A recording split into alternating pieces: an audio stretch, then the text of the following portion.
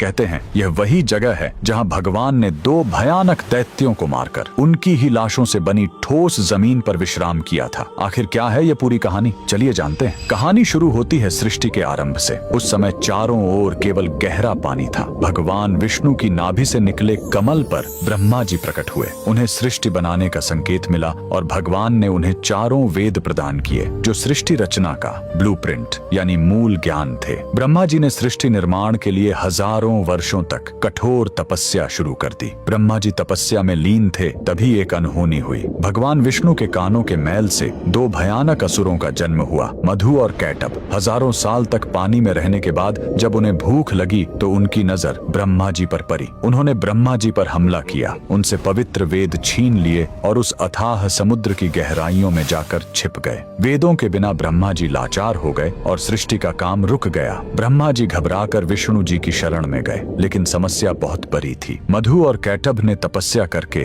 देवी महाशक्ति से इच्छा मृत्यु का वरदान पा लिया था, यानी वे अपनी मर्जी के बिना मर नहीं सकते थे। तब वेदों को वापस लाने के लिए विष्णु जी ने हयग्रीव अवतार लिया। उन्होंने घोड़े का सिर इसलिए चुना ताकि उसकी तीक्ष्ण बुद्धि और सूंघने की शक्ति से वे समुद्र के उस घने अंधेरे में भी वेदों को खोज सके। भगवान हयग्रीव पानी के भीतर गए और असुरों से हजारों साल तक युद्ध किया, लेकिन वरदान के कारण वे मर ही नहीं रहे थे। अंत में भगवान ने अपनी माया से उन्हें मोहित किया और पूछा कि तुम्हारी मृत्यु कैसे होगी। असुरों ने अहंकार में शर्त रखी, हमें वहां मारो जहां पानी न हो, एकदम सूखी जगह। पूरी दुनिया में तो पानी ही पानी था। तब भगवान ने अपना विराट रूप धारण किया, अपनी विशाल जांघों को पानी से ऊपर उठाया और कहा, मेरी जांघें सूखी हैं, और वहीं उन दोनों का वध कर दिया। मरने के बाद उन विशालकाय दैत्यों के शरीर से जो भारी मेद यानी चर्बी निकली वो जम गई और उसी से यह ठोस धरती बनी। इसीलिए पृथ्वी को मेदिनी कहते हैं। युद्ध के बाद थके हुए भगवान हयग्रीव ने इसी नई बनी जमीन पर असम के मणिकूट पर्वत पर विश्राम किया। उन्होंने वेद ब्रह्मा जी को लौटाए और ज्ञान की पुनः स्थापना की। इसीलिए हयग्रीव भगवान को आज भी बुद्धि और तर्क का देवता माना जाता है। कमेंट में जय श्री हरि जरूर लिखें।